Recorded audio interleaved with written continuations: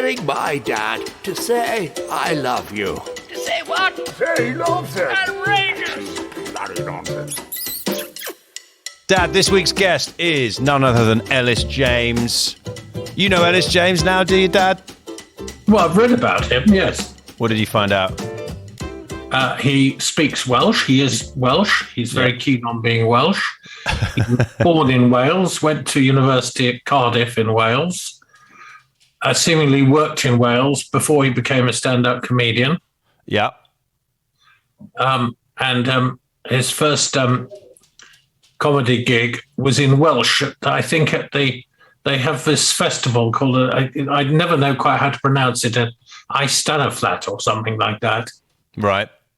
But it's a Welsh-speaking thing, and he does comedy in Welsh. But he does. He's a big proponent of the Welsh language. Very proud Welshman. But yes, it's an interesting thing. I mean, how many people actually speak Welsh is an interesting question. Let me go chat to Elis. Oh, yeah, beforehand, I want to ask you this: what's your weird name you call the toilet sometimes? Oh, the Welsh Embassy. Yeah. Why do you call it that? Is that an offensive name for it? I don't know, really. It was an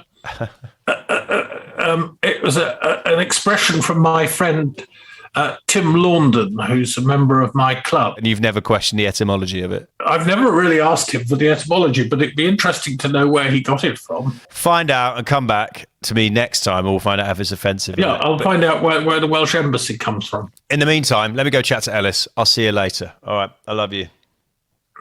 Thank you. Sorry.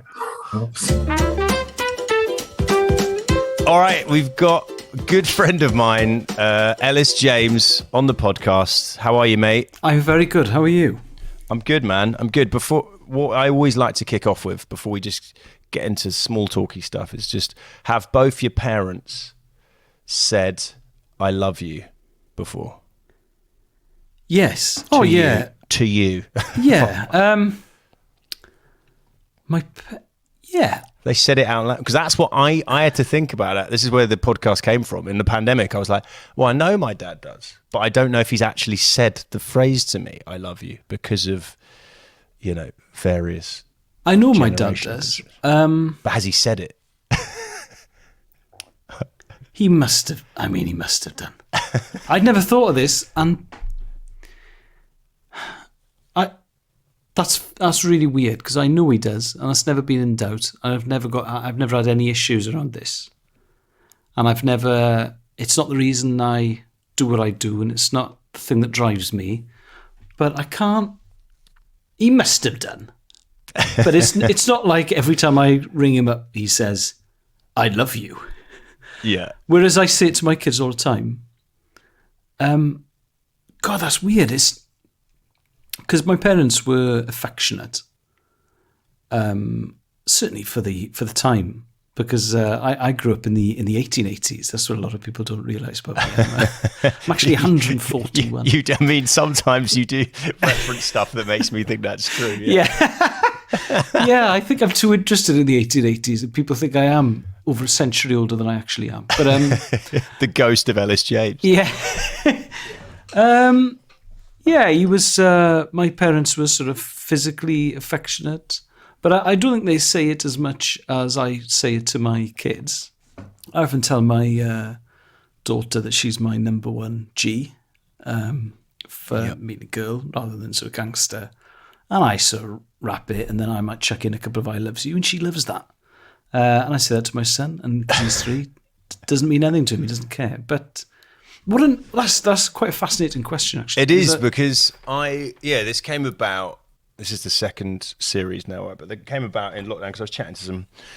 I'm sure you were doing all the Zoom, like trying to keep yourself sane, even though now I look back at some of the Zoom stuff we didn't thought was kind of insane. But we were all talking, me and some kind of other creators, like writers out here, and then me and my friend Tim were like laughing about it. I don't think my dad is, but I'm the same. I know he does. He just shows it in a different way. He's from a different generation. His mum and dad would have the broadsheet newspapers open and then just nod at him in the morning. So he's not used to doing it. And then I was like to him, just say it. And he was like, well, I don't want to say it. It's almost like, it's too like mawkish or something. It's the weird or a guard being let down. But there's different love languages. I'm aware of that, and so it's good to know that your parents still showed it in other ways. He used but to it's funny say, that "Well they didn't done," a say. lot. They don't say. Yeah, exactly. That's a dad He used to way say, of- "Well done. I'm proud of you. That's really good."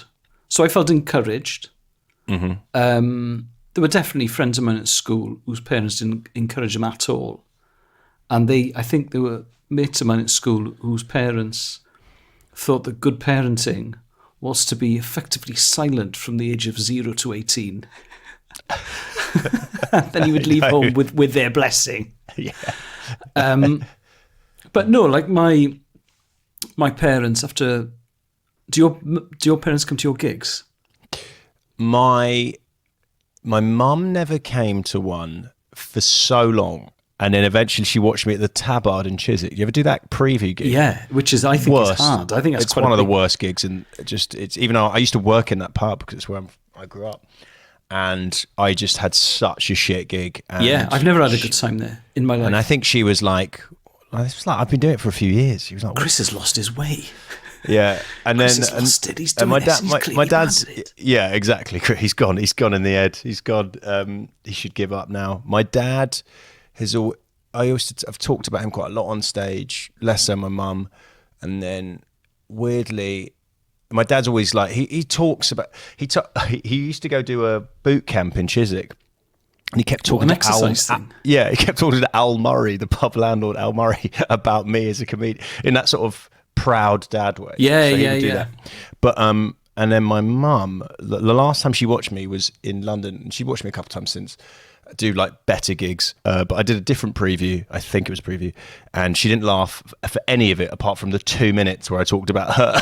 Oh yeah. Izzy, my partner, her parents came to a show of mine in Edinburgh, which was by a distance the worst gig of my life. Oh, because I had a God. stag do in from Glasgow who decided to just ruin it. And I was in a little room in Edinburgh called the Attic, and it holds 55. And the gig started at 8 o'clock, and my sort of door person, she said to me, listen, we've only sold 40 tickets, but I've just had a call up from the box office. A group of 15 want to see you. Are you fine with that? I was like, of course it is. It's Saturday night. That sounds like a great idea. And they were a stag do. And I got off to a very, very bad start because they just hated me. And I think they decided that they were going to try and make it difficult. And Isn't that just the funny industry that we're in? I got off Yeah. to a bad start because a group of strangers decided they hated me Yeah. just by my appearance and tone. it was bad. And I remember after about 10 minutes, the guy went, "Hey, I'm off to watch your football. Fuck this. No way. I'm off to watch your football, man." So he left. And I said, "But what football?" Because I said, Celtic are playing tomorrow and Rangers played last night. There's no SPL tonight. He went, "Oh, there's German football on in the pub. I'm going to watch the German football, man." And I was like, "Oh, okay." And I thought, well, at And least that's he's when got... the Bundesliga wasn't as kind of hipster and cool as it is now. But I thought, at least he's gone. And then he came back in about a quarter of an hour later and he went, "Right, Werder Bremen 1, Hamburg 0, Borussia Dortmund 1, Bayer Leverkusen 0, Bayern Munich 1, Schalke 1. And he read out all the results as it was happening. And I just had to let him do it. And he went, "Football's shite, you're shite, but I paid for this, so I'm going to come back and watch this." And then he sat down and continued to Why did the door heckle. person let him back in? And because the girl I'd work in the door was an 18-year-old Spanish student on a gap year. Oh, God. And obviously it's not her job to stop some 40-year-old Glaswegian human monster. human teletext. And Izzy's mum and dad were there. And her auntie. And they just watched in silence as I lost control. Oh, no. Cool. And then at the end of the show, my mum and dad were there as well.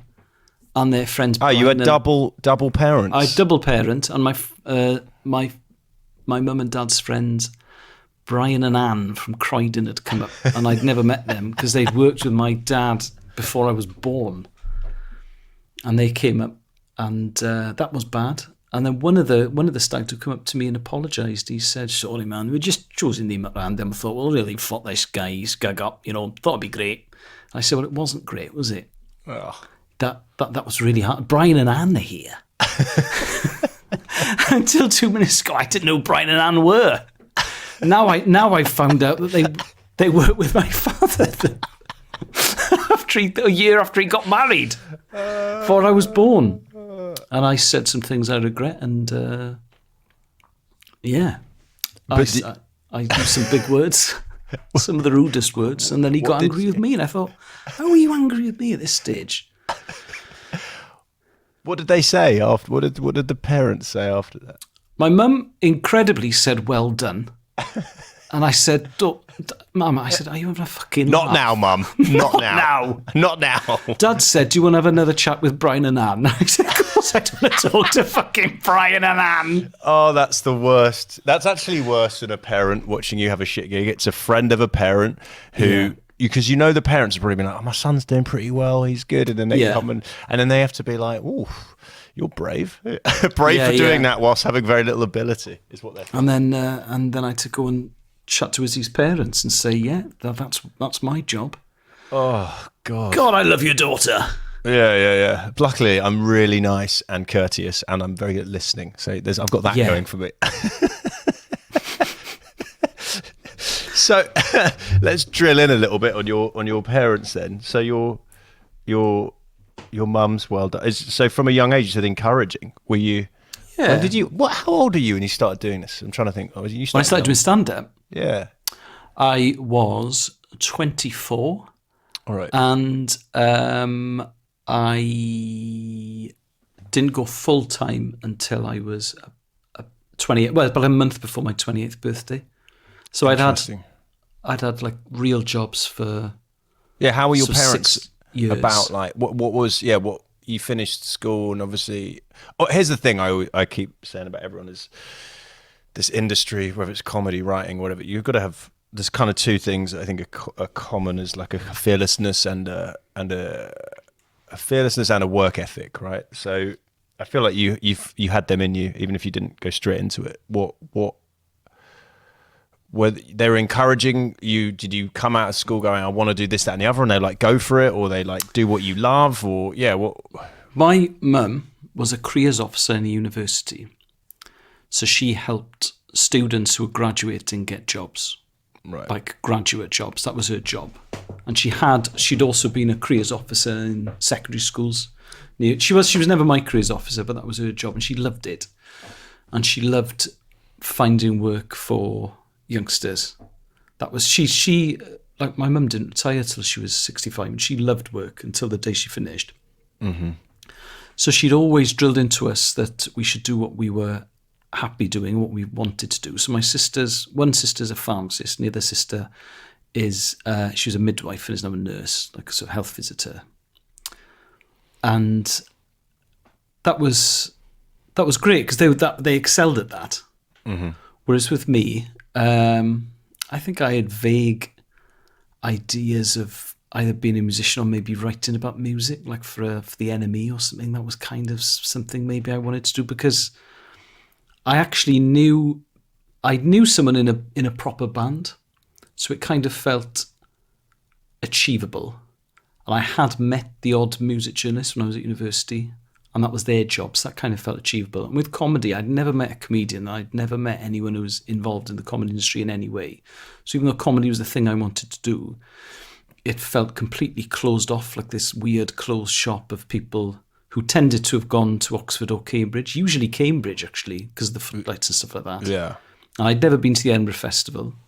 So even though I loved comedy and I used to tape it off the TV and I used to analyse it with my friends and just lap it up, read anything I could about comedy, it seemed as unlikely as if I'd wanted to be a model. No. Or a surfer or something, like just something completely out of my reach. And then an open mic night started in a place I used to go and drink in. And I thought, oh, hang on, this is interesting. And they were asking for open mic comedians, and a few of my friends said, you should do that. And then once you do that first open mic thing, you meet other open mic comedians who've usually been going a little bit longer than you, and they say, well, actually, there's a gig in every town, and if you become successful, it can be your job, which was a world I had no experience of. And I was talking to my mum about this quite recently. She said that after a couple of years, when I still earned very little money from comedy, and I was by that stage working in a cafe and working in a pub, and I was working in the cloakroom of a nightclub and that kind of stuff. Apparently, she remembers me being quite positive in that, I'm driving to Bristol tomorrow and I'm going to earn £30. As long as I do that every night for the rest of my life, I'll be absolutely fine. Yeah. So yeah, they were always very encouraging. I think because I was quite unhappy doing real work. I did office jobs and I was very bad at them. I don't have any of the skills necessarily. What were the real jobs you did then? You worked in a pub, obviously. Do you know what? Once when I came out of school before I went to university, a teacher really liked me, this history teacher. And she was like, a friend of mine runs a PR company. Do you want to work there like 2 days a week? Oh, wow. All I remember is I went for so many shits just to not be in the office. I would I would just be like, I'm going to go to the... I literally was not...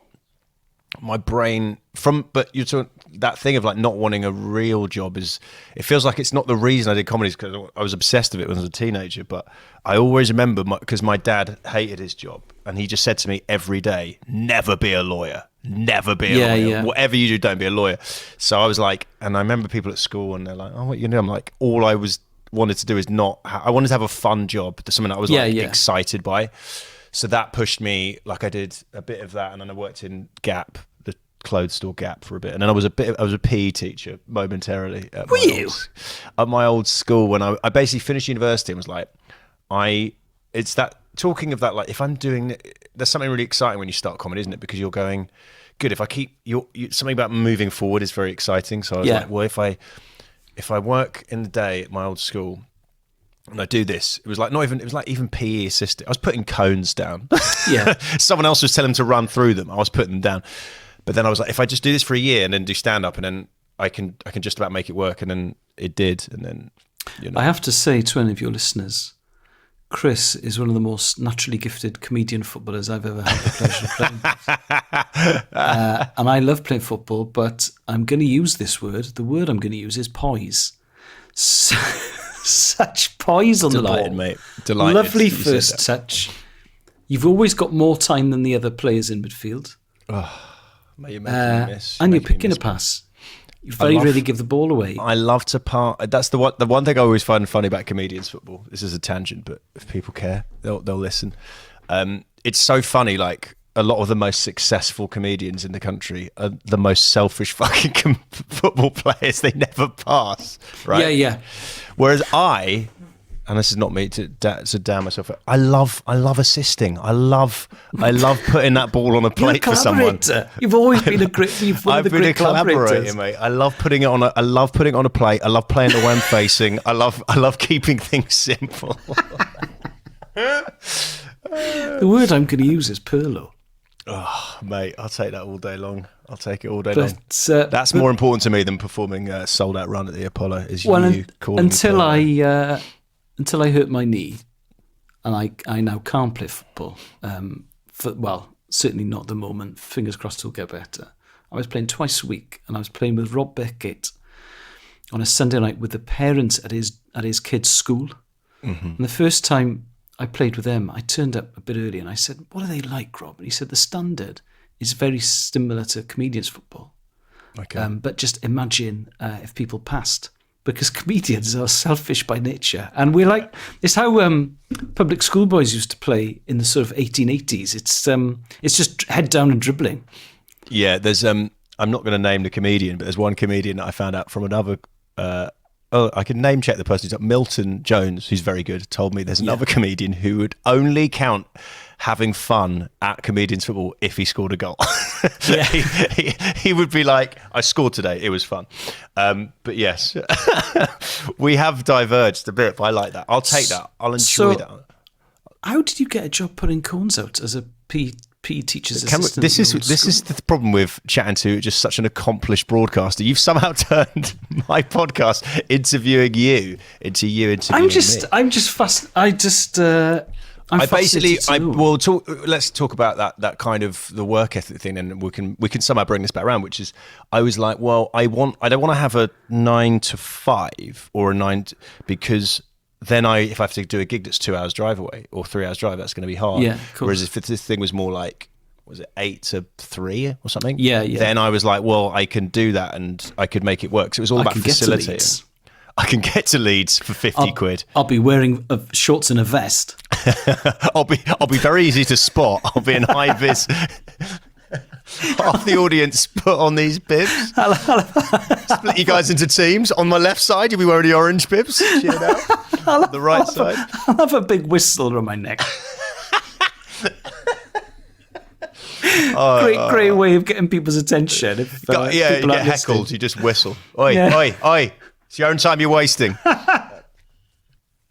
But yeah, so that's what I was doing in the day. But no, let's bring it back to the premise of the podcast, even though this is more fun to me sometimes. But your mum, so she was like, she could tell you were happy. What's your dad? What did your dad do? And what's his reaction to your sort of, this is not meant to be, but before you did comedy, it sounded like this is the harshest word that's come to my head, but I mean it in a nice way, a bit aimless in what you were doing. Oh, drifting.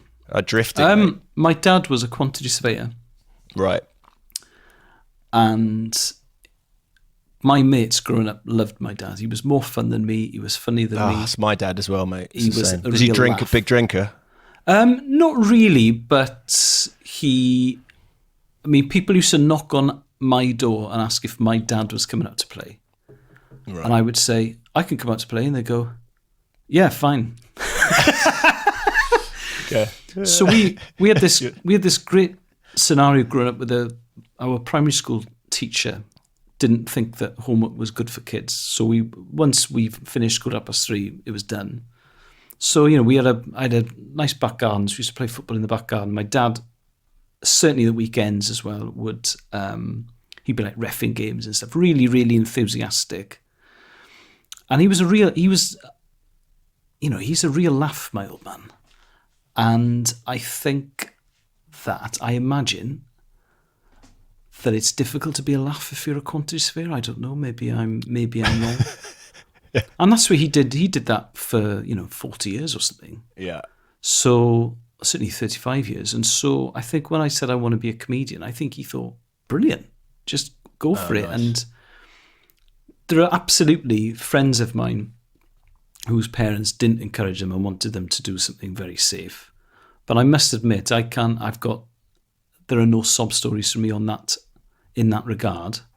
And also, I think I was unhappy working in offices. I did a lot of data entry and I did a lot of temping and stuff. Mm-hmm. And because I didn't want to live with my mum and dad because they live in a small town. So I remember thinking, even though I get on with them, I don't want to move back because there's nothing, I would find it hard to move on, I think. So I did loads of data entry and office work and had a bit of a fright because I'd enjoyed university and I liked my course, but I didn't want to take it any further.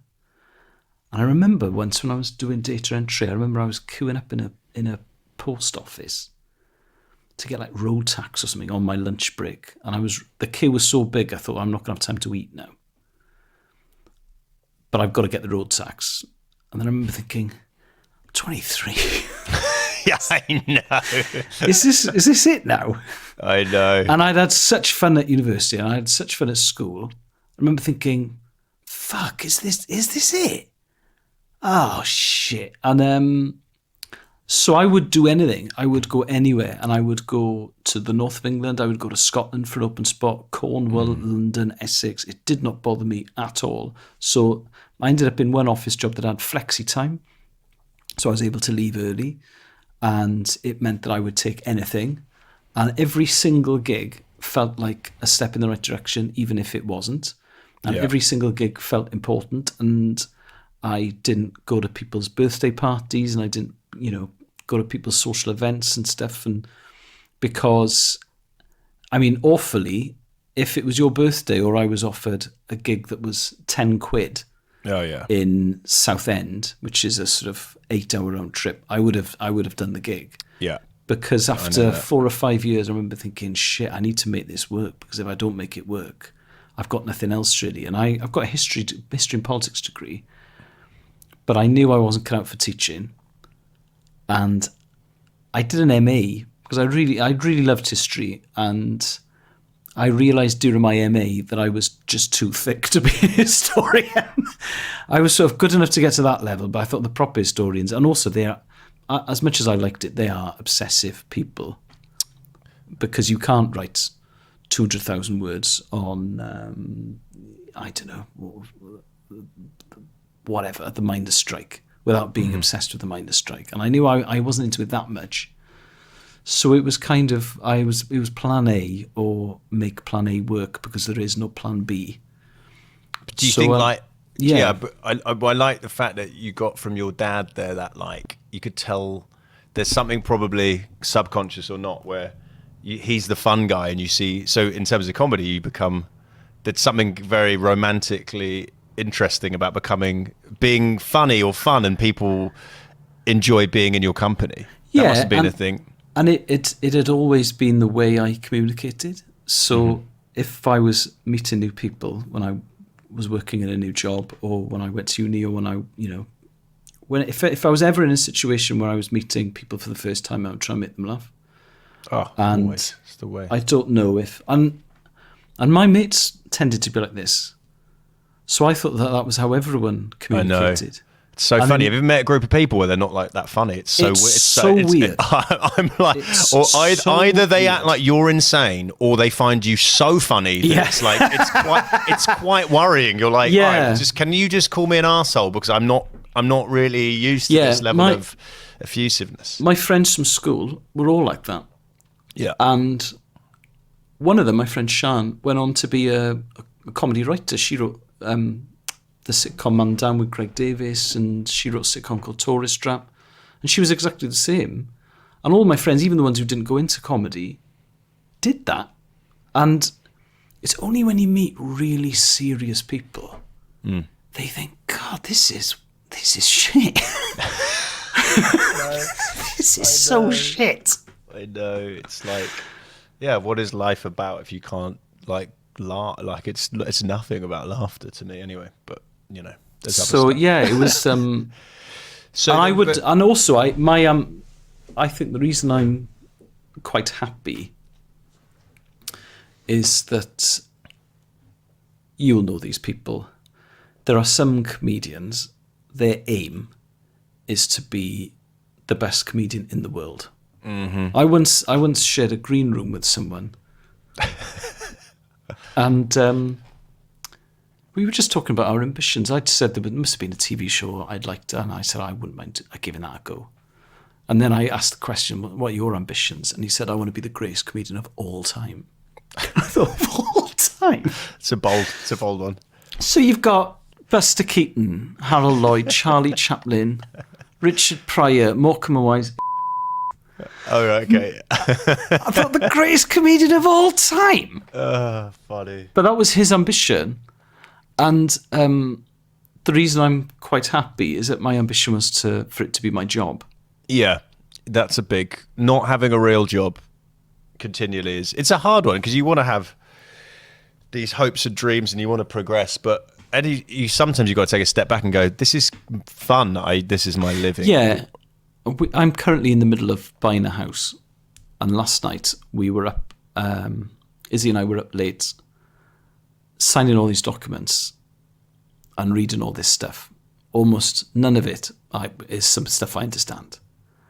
And the mad thing about buying a house is for about 3 months you're expected to be a solicitor and say, yeah, sure. Yeah, we'll do that in perpetuity. That sounds like a good idea. Yeah, sure. And I've signed stuff which I've barely finished reading and all this kind of thing.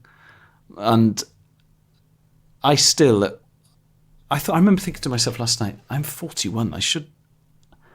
This is the stuff that you thrive on when you're 41, isn't it? You should know it. I should be into this.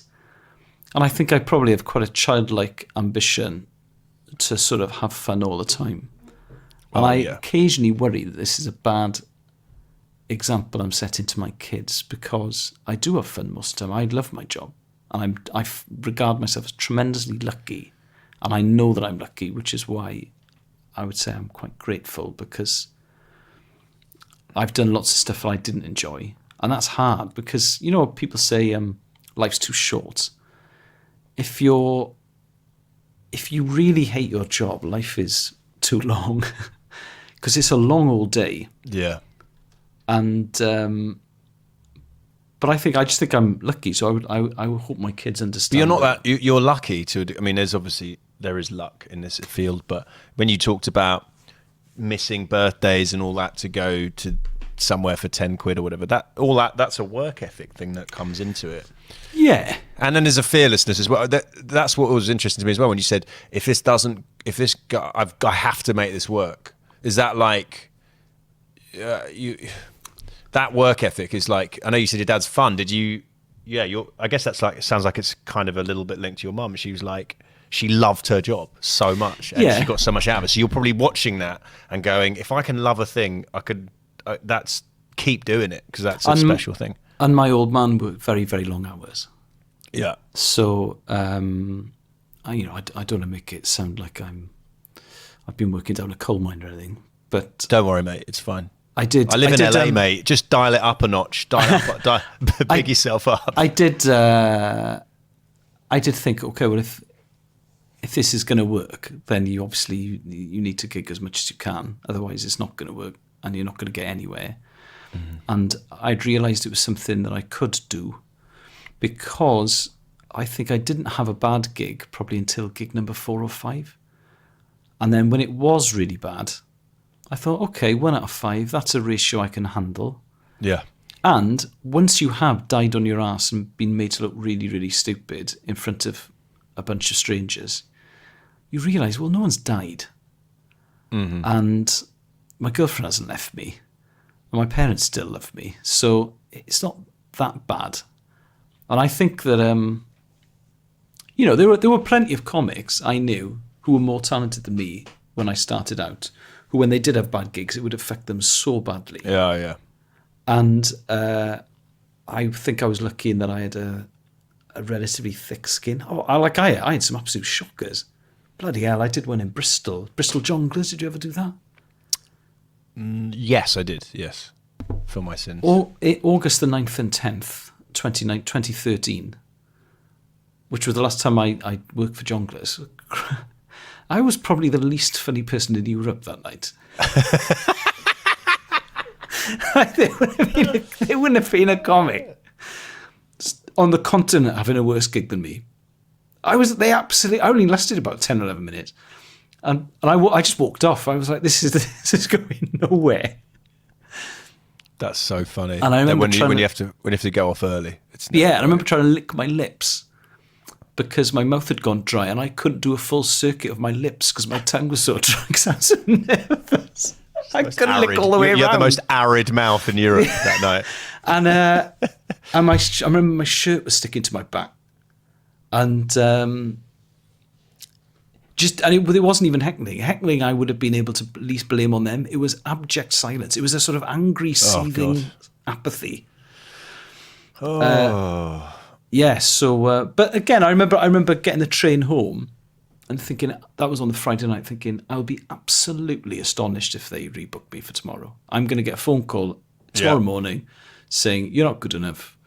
Thanks, but no thanks. We'll be in touch. And then they won't be in touch. And they didn't get in touch. And then I remember turning up at the venue, assuming I was going to be sent home.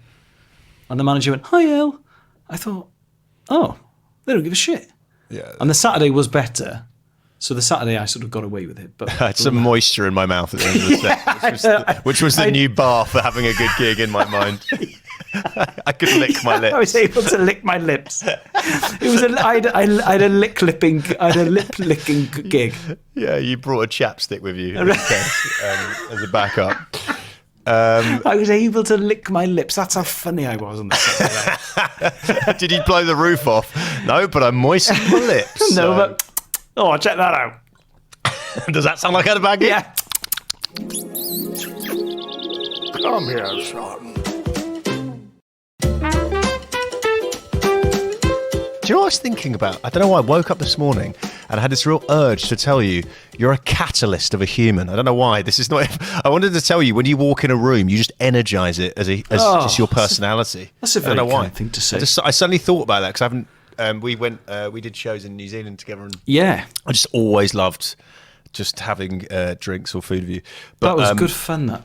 But yeah, that sounds a bit like something you've kind of had passed down to you from your dad. But you like to talk about all the self-deprecating stuff, which I love as well as a Brit, and out in America they're not so into that. But well, I got told by tell me.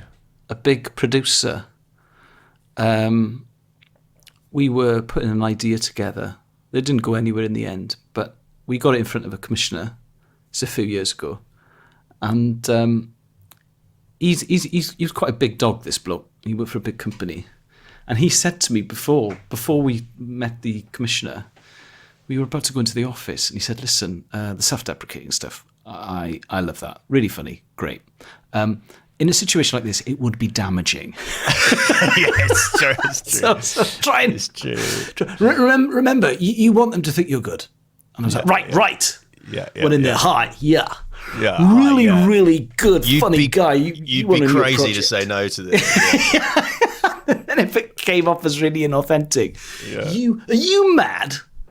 Because you would be mad if you didn't give me 10 series straight off the bat.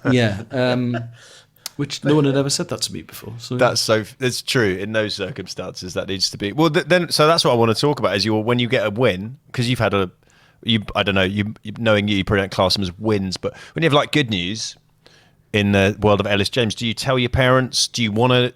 Are you excited to tell them? Like when you sell out a big venue through your podcast, or you've got too many successes. I do tell my mum and dad. I tell my mum. I tell them for different reasons actually. So I tell my mum because she's proud of me, which is very nice and lovely and something I really appreciate.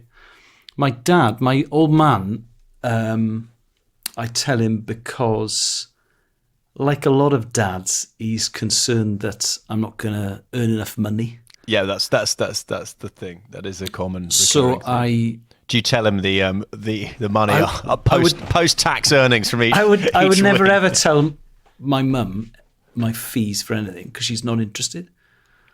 But like when I used to do circuit gigs, my favourite circuit gig was the Cardiff Glee Club, which was 200 quid.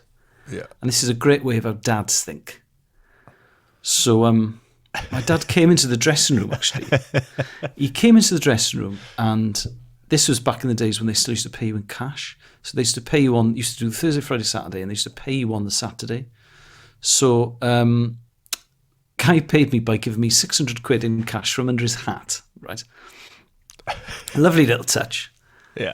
And my dad saw this, and then I put it in my pocket, and he went, "How much was that then?" And I said, I said you get £200 for the Thursday, and you obviously do 3 gigs for 600 quid in total. £200 for how long? 20 minutes. Right. £200 for 20 minutes. So that's £600 an hour. Yes, I suppose. So if you were a solicitor or accountant, that would be your hourly rate would be 600 quid. Yes. So if you could do gigs 9 until 5 Monday to Friday, and he was working out what I would earn if I was able to do stand-up at like 9 a.m. on a Tuesday morning. Oh, brilliant. Like my pro rata rate. And I was like, well, yes, you're sort of right, but those gigs don't exist, do they? There are no. No. 10:30 on a Wednesday morning stand-up shows, unfortunately. Just in morning break at a school. And that's the kind of thing he would sort of hone in on that then. Yeah. And he'd want to talk to me about that kind of stuff. Yeah, that's my dad's. How much is that? How much? It's always the first question. Even if he's supportive of the endeavour and the fact you're chasing your dream. And he would always compare it to something from his world. Okay. So he'd say, well, my friend Dennis, he's a builder's merchant.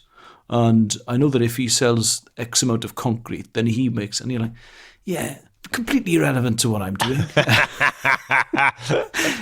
Your friend Dennis selling a lot of concrete.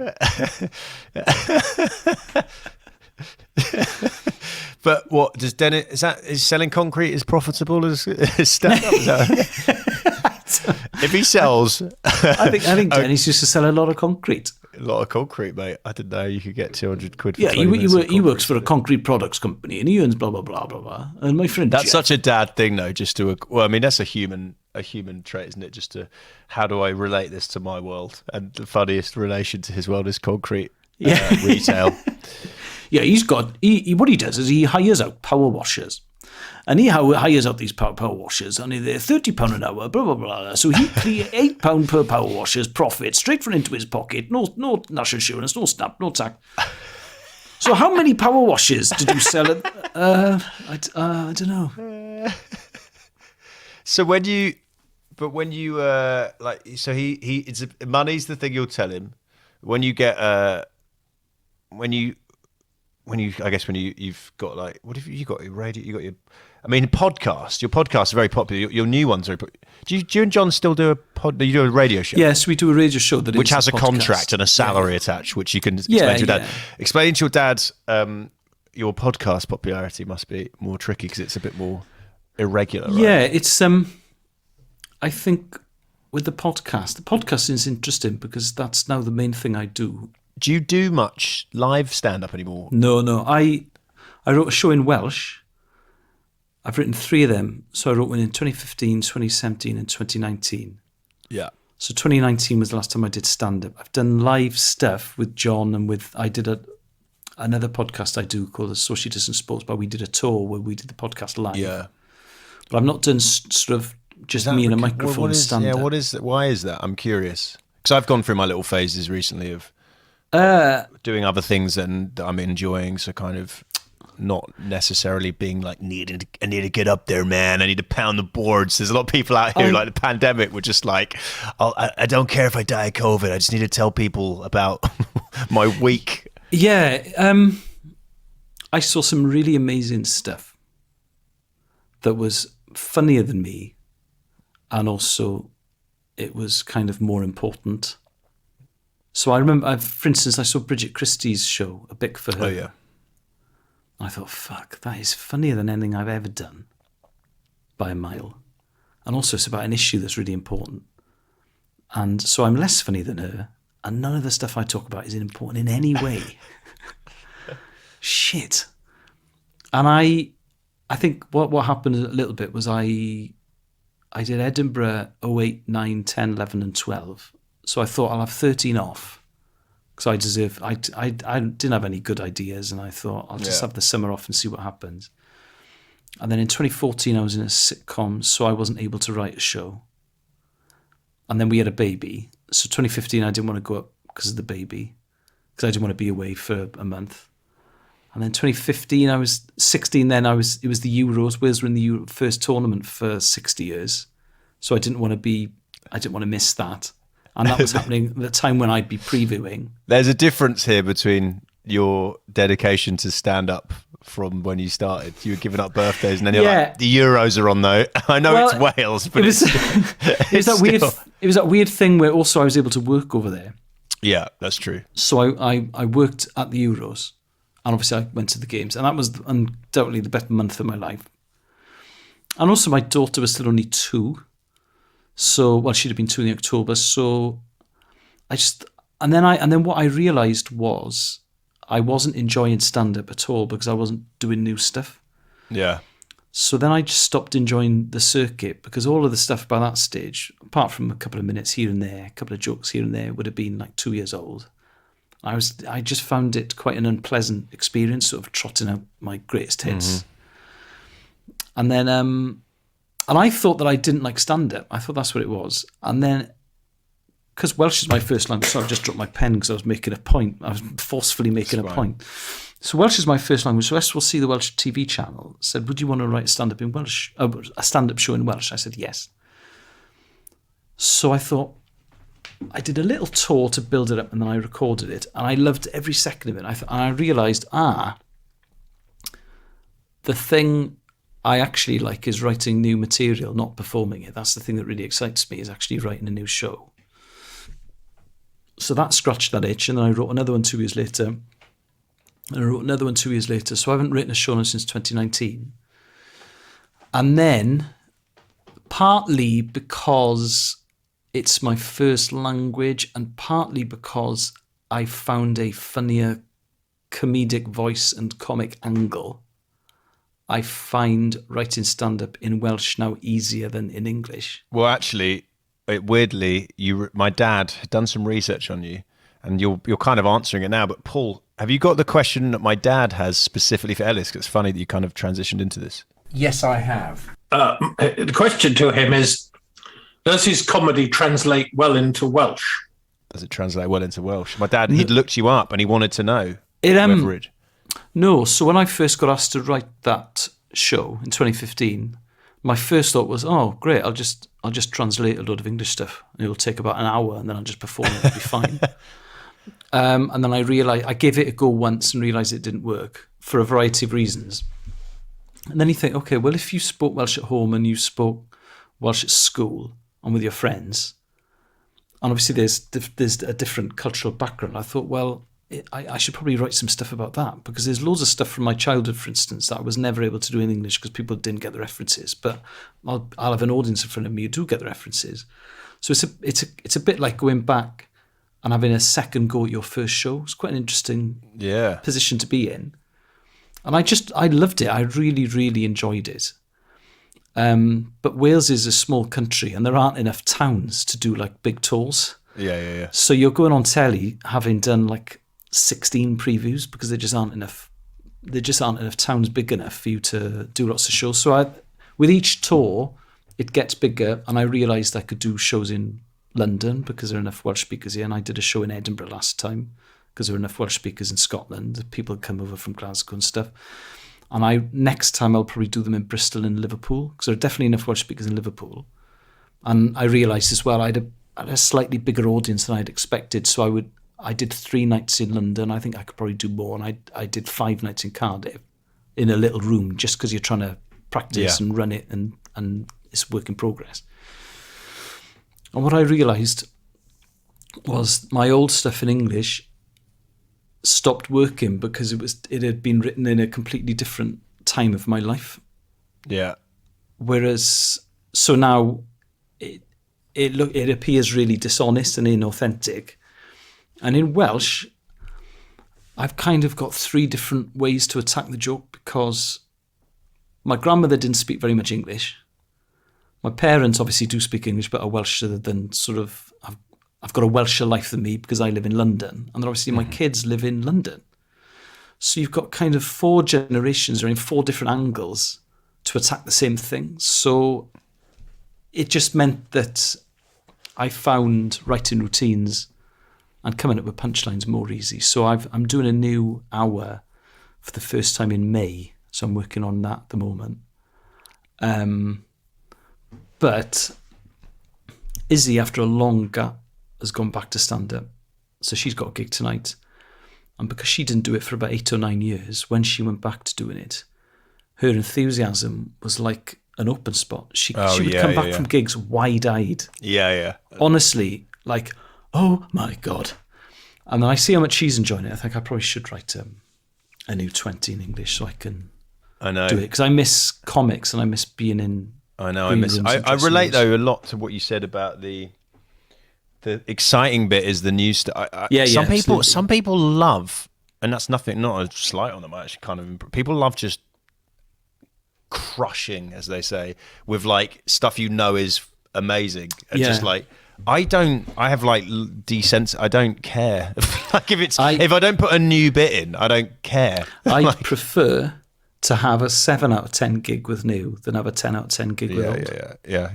And obviously I don't want to die on my ass, but I found it hard. And then when I found it harder to write new stuff, I stopped enjoying it, and it was really weird. And then I got offered, I was lucky enough to be offered other stuff, so I started doing that, and then it kind of takes you in a different direction. So it's weird. It's something I never thought I'd quit. And I haven't quit entirely. But and the other thing with podcasting, when I first started doing stand-up, podcasts, they probably did exist, but I certainly didn't listen to them. Yeah. So now it was never my childhood ambition because I'm not 5. Yeah. So yeah, it's a funny old position to be, but I think as long as you're involved in comedy in some way, that I'm happy. Yeah, as long as you're still not having a real job. And you're making bring people joy, like your dad did to your childhood friends. Look how I segued that back like a professional. That was very good, yeah. Mate, this has been great. It's been a bit about everything, which has been great. Before we wrap up, a couple of little things. Your parents seem like they're together, I assume. By the way. I kind of took that. This seemed just very lovely. They seem like just the sweetest. I want to meet them. I want to meet their friends. I want to meet my mum. This is lovely, right? I think Joel Dommett's mum is a bit like this, and Joel Lycett's mum is a bit like this. But my mum came to Edinburgh. My mum and dad came to Edinburgh in 2009, which was the first solo show I did, just to support me. No, it wasn't 2009. It was when I did a package show with lots of comics called Comedy Zone. They came up that year, and they went to see my friends, and then they went home. But they had a brilliant time, my mum especially. And then in 2009, when I was doing a solo show, she saw all of the same people she'd seen the year before doing different stuff, but ventured out and saw a few more things. And 2010 came back. And now my mum has got the most esoteric, eclectic taste in comedy. Because now she'll go to Edinburgh for a week and she'll watch, it's like 8 shows a day. Amazing. And so sort of mainstream stand-up that you see on telly on a Saturday night doesn't interest her because she knows what all the tricks are. Oh, lovely. So she's interested in some weird sketch group. That's quality. Just because it's different. And my mum would honestly watch a gig a night. That's great. She gets the brochure out and she's got her favourite comedians, and she'd never ever been to comedy before she came to see me do it. And now it's one of her main interess. That's great. So That's I was gift lucky to have given to your mother, I think. Yeah, I'd never not thought of it like that. But I can't pretend that I had a hard life. My mum and dad. No, it'd be great content if you could, but it would be good. And I've had a go at them for that. I've said, guys, thanks, ma'am. I would be the greatest comedian. Thanks for being so bloody supportive, ma'am. I'd be the greatest comedian of all time if you were more of an arsehole to me. Well, what we like to end up is just would your mum and dad listen to something like this? My mum certainly will, yeah. Oh, lovely. So you want to say something to your mum? You've been very sweet, so you can sort of directly say something. Diolch yn bawb, thank you for everything. Oh, that's lovely. Oh, God, I've become quite emotional. Yeah, and thanks for not giving me a more messed up childhood, ma'am. Yeah. Tell your dad how much you're getting paid for this podcast. Sorry, Mr. James. It's an IOU. It's an IOU, yeah. It's the gift of having a good time with an old friend is what he's getting paid with. That's what you texted me. I thought, yeah, fine, I'll do it. Yeah, exactly. I think I was very honest. I was just like, that's one of the things I hate. Just asking people you like, and do you want to just sort of, can you do me a favour is essentially what it is. But hopefully it's still enjoyable and fun. But before we go, the thing, I play this to my dad because I still want to get the I love yous out. And then maybe afterwards you can forensically analyse whether your dad and mum have actually said I love you to you. They must have done. They must have done. I'm sure. I think my mum's definitely said it. Chuck it out on the phone next time you speak to your dad and see if he says it back. That's what I'm going to say. It's a little test. Yes, all right then. Obviously, don't ring him up and say I love you with nothing. Do you know what he said? Last time I saw him, my dad's from a rugby mad village. Mm-hmm. So it's a tiny little village, and it's produced loads of top Welsh internationals and British Lions. And they tended to play for Llanelli with a big club in the area, if they start off for his village team. But his village played in the West Wales Challenge Cup in 1972, and it was televised. And I found the footage of it on YouTube. And we watched that together, and it was the first 15 were people he'd either been at school with, or people he'd worked with, or people his dad worked with. Yeah. And we watched it. It was brilliant because it was commentated on by the big BBC Wales commentator at the time. And obviously he didn't realise this was on the internet or that it had been televised at the time. And when we watched at the end, he said, I do love your visits. Oh. So, yeah, he must have, so that's, I know how he feels. You know how he feels. Well, what we like to do is get guests to just say to my dad, to John Martin, anything you want to say to him that might help him just sort of... To John Martin, I don't know if you love me, but God, I love you. Yeah. You said... I've met your father once. I met him at you your remember wedding. him, do you? Was that in Edinburgh? At where? It was at your wedding. Oh, the wedding party in London. The wedding party in the club. Yeah. Oh, God. Yeah, he would have been hammered as well. So, yeah, and I told him then, I said, I love you. Put my arm around him. I love you. So now I'm saying it again. Good. Dad, Elis has said I love you to you, so you can at least say it back to me. Thank you. There we go. Mate, this has been great. Before we wrap up, you should plug your podcast. It's great. Sure. So. Okay. I do a radio show with our friend John Robbins every Friday on 5 Live between 1 and 3 p.m. It's the Elis James and John Robbins Show. And I do a podcast called The Socially Distant Sports Bar with my friends Mike Bubbins and Steph Guerrero, where we try and talk sport, but we tend not to very much. So if you don't like sport, it doesn't matter. I listened to loosely about sport. No, I listened to some of it the other day, and I was like, you start talking about Kimbo Slice, and I was like, yes, this is the podcast for me. Rest in peace, Kimbo Slice. He's passed away now, hasn't he? Wow. Yeah, it was a real memory. If you like watching people fight in a back garden, Kimbo Slice is a great person to search for on YouTube. Because you talk about a sports documentary, didn't you? I actually I watched this Oscar-winning American football sports documentary ages ago, and I ended up interviewing a couple of people. I've forgotten what it was called, but just sports docs, mate. Who doesn't? Who was it? It was a stand-up the other day. My at a gig I was at, who was talking about how she hates sport but loves sports documentaries, which is a funny place to be. Anyway, I can see in we're going to end up talking for 25 minutes here about. I've got a lot to offer on this subject. If you like sports documentaries or just like Elis or like sport, please listen to his podcast. It's amazing. Elis, I love you. Thank you for doing this. I love you too. Thank you. A podcast from producer Paul.co.uk.